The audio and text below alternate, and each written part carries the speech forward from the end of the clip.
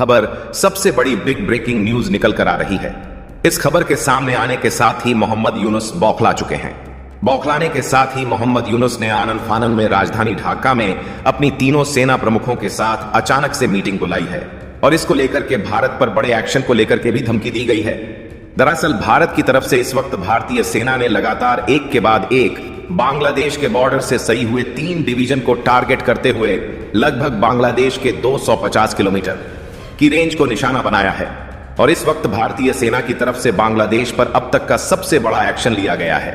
बता दें, भारतीय सेना ने बांग्लादेश के सबसे बड़े एयरबेस को इस वक्त निशाना बनाते हुए अपना सबसे बड़ा हमला किया है।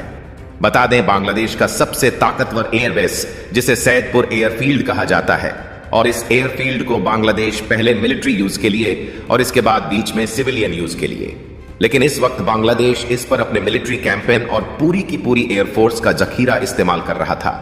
और इस वक्त भारतीय सेना की तरफ से इस पर बहुत बड़ा एक्शन लिया गया है। भारत ने एक के बाद एक कई ड्रोन अटैक करते हुए इन 3 डिवीजन को टारगेट करते हुए बांग्लादेश के इस सबसे बड़े एयरबेस को इस वक्त ध्वस्त किया है। बता दें कि भारत के चिकन नेक से बेहद करीब है बांग्लादेश का यह एयरबेस, जिसे का नाम सईदपुर एयरबेस बोला जाता है। और सबसे बड़ी बात यह है कि बांग्लादेश अब लगातार इस जगह से चीन के दिए हुए कई फाइटर जेट को ऑपरेट कर रहा था। और इस वक्त भारतीय सेना की तरफ से इस एयरबेस को उड़ाए जाने के बाद बांग्लादेश में अफरा तफरी मच चुकी है। बांग्लादेश की एयरबेस को लेकर के इस बात को लेकर के जरा सा भी अंदाजा नहीं था कि भारत इतना बड़ा एक्शन और बांग्लादेश के इस सबसे बड़े और ताकतवर एयरबेस को ही टारगेट करते हुए इस वक्त ध्वस्त करेगा। और आपको बता दें कि भारतीय सेना की तरफ से इस वक्त लगातार एक्शन के बीच लगातार जो मिसाइलें दागी जा रही हैं, वो 250 किलोमीटर रेंज तक के अंदर भारत की तरफ से यह एक्शन लिए गए हैं। और इस वक्त भारत की तरफ से ड्रोन अटैक किए जा रहे हैं। टारगेटेड को लगातार भारत न्यूट्रलाइज कर रहा है। और इस वक्त भारत ने 3 अलग अलग डिवीजन, जो कि रंगपुर डिवीजन में से शामिल होने वाली और साथ साथ बांग्लादेश के इस भारत के चिकन नेक से सटने वाले इलाकों के 3 अलग अलग डिवीजन को टारगेट करते हुए कई स्थानों को ध्वस्त करके तकरीबन 250 किलोमीटर के दायरे पर अपना सबसे बड़ा एक्शन और ऑपरेशन इस वक्त किया है। क्या है पूरी खबर? क्या पूरी अपडेट सामने आ चुकी है? और इस खबर के आने के साथ ही बांग्लादेश की राजधानी ढाका में आपातकाल की स्थिति बनती हुई नजर आ रही है।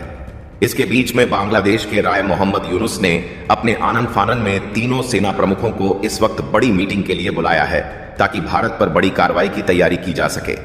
क्या इस वक्त हालात बन चुके हैं असल में भारत बांग्लादेश बॉर्डर के बीच? और इस वक्त भारतीय सेना लगातार जो चिकन नेक्स से जुड़े हुए आसपास के क्षेत्र हैं, जहां पर अब तक 150 किलोमीटर तक पहुंची थी, उन्हीं जगहों पर भारतीय सेना इस वक्त 250 किलोमीटर तक पहुंची है, तक के अंदर पहुंच चुकी है। और भारत की तरफ से उठाए जा रहे हैं एक्शन और भारतीय टैंक लगातार आगे बढ़ते हुए भी नजर आ रहे हैं। क्या है पूरी खबर बताएंगे, लेकिन उससे पहले अगर अभी तक आपने चैनल को सब्सक्राइब नहीं किया तो सबसे पहले चैनल को सब्सक्राइब करते हुए बेल आइकन को ऑल पर जरूर सिलेक्ट कर लीजिएगा, ताकि इससे जुड़ी खबर अपडेट आप तक बिल्कुल सही टाइम पर और सटीक रूप से जानकारी पहुंचती रहे। दोस्तों, भारत इस वक्त कूटनीति नहीं, बल्कि भारत ने इस वक्त अपनी सामरिक शक्ति शुरू कर दी है। भारत का प्रदर्शन इस वक्त ऐसा सामरिक रह चुका है कि बांग्लादेश को भारत ने चौतरफा घेर लिया है। भारत ने अपने लैंडलॉक जगहों से तो घेरा ही है, भारत ने बंगाल की खाड़ी के रास्ते भी बांग्लादेश का पूरा रास्ता ब्लॉक कर दिया है। इस वक्त हालात ऐसी बन चुकी है कि बांग्लादेश पूरी दुनिया से बिल्कुल अलग और कट चुका है। अब तक बांग्लादेश को लग रहा था कि भारत से 3 तरफ से गिरने के बावजूद बंगाल की खाड़ी का रास्ता उसके लिए खुला रहेगा, लेकिन असल में इस वक्त भारतीय एयरफोर्स ने बड़ा एक्शन लेते हुए न सिर्फ इसको ब्लॉक किया है, बल्कि भारतीय नेवी की तरफ से भी अपने आईएएस विक्रांत को बंगाल की खाड़ी में उतारे जाने के बाद इस वक्त हालात बिल्कुल भारत ने अपने कंट्रोल में ले लिए हैं। ऐसा क्यों किया भारत ने?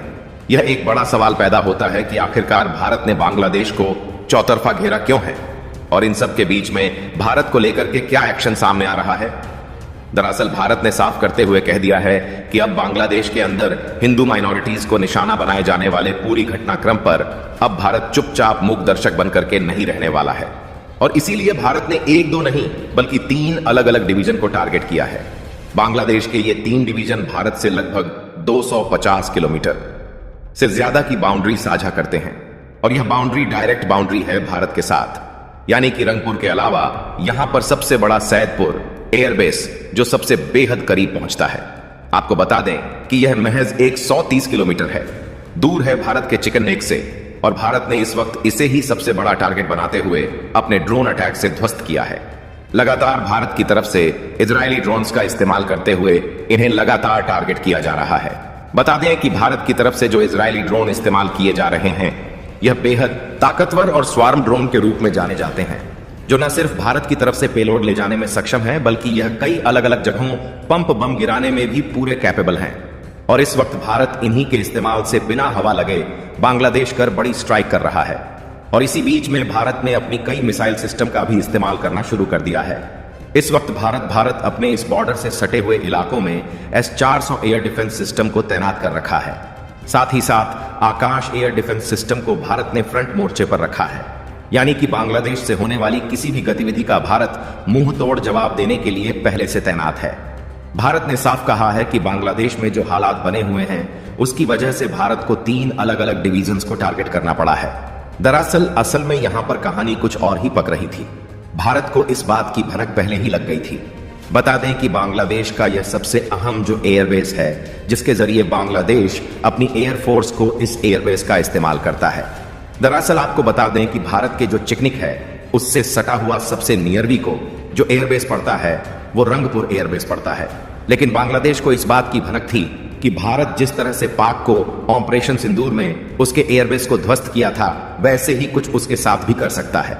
इसलिए भारत 1971 में ऑपरेशन सिंदूर में पाकिस्तान के एयरबेस को ध्वस्त किया था कि सबसे जो चिकन नेक के करीब एयरबेस है, उस पर एक्टिविटी ना रख के बांग्लादेश ने उससे थोड़ा दूर स्थित सैदपुर एयरफील्ड को अपना अड्डा बनाया हुआ था। बांग्लादेश की तरफ से लगातार यहां पर फाइटर जेट उड़ान भर रहे थे। लगातार इस जगह पर फाइटर जेट का अड्डा बनाया गया था और सैन्य कार्यवाही का सबसे बड़ा गढ़ तैयार कर रहा था। बांग्लादेश लगातार यहां पर अपनी न सिर्फ सैन्य कार्रवाई, बल्कि बांग्लादेश के जखीरे यहां पर मौजूद थे। वो जखीरे जिनकी मदद से भारत के चिकन नेक को काटने की धमकी दी जा रही थी, जिनके पीछे पूरी की पूरी साजिश थी कि भारत के चिकन नेक को अलग करके यहां पर अपनी सत्ता और हुकूमत को आगे बढ़ाया जाए और भारत के पूर्वोत्तर राज्यों को अलग थलग करके भारत की पहुंच वहां तक पूरी तरीके से सीमित कर दी जाए, ताकि भारत की पावर सप्लाई कट हो और नॉर्थ ईस्ट के राज्यों में भारत के खिलाफ विद्रोह जैसी स्थिति पनपाई जा सके। इसके लिए बहुत बड़ी सीरियस प्लानिंग चल रही थी और इस प्लानिंग के बीच न सिर्फ बांग्लादेश का या सैदपुर एयरफील्ड इस्तेमाल किया जा रहा था, बल्कि इसके आसपास बने 12 अलग अलग चेक पोस्ट इस्तेमाल किए जा रहे थे। ये चेक पोस्ट सामान्य चेक पोस्ट से बिल्कुल अलग थे। बता दें कि इन चेक पोस्टों पर आतंकी गतिविधियां चालू की जा रही थीं। भारत के खिलाफ आतंकियों को पनाह दी जा रही थी। यह वो आतंकी हैं जो पाक में इस वक्त भारत के खिलाफ बड़ी साजिश रच रहे थे। की तरफ से लगातार यहां पर बड़े कैंप डेवलप किए जा रहे थे, ताकि भारत को टारगेट करते हुए भारतीय सीमा पर घुसना आसान हो। असल में देखा जाए तो यह सब कुछ भारत के साथ बांग्लादेश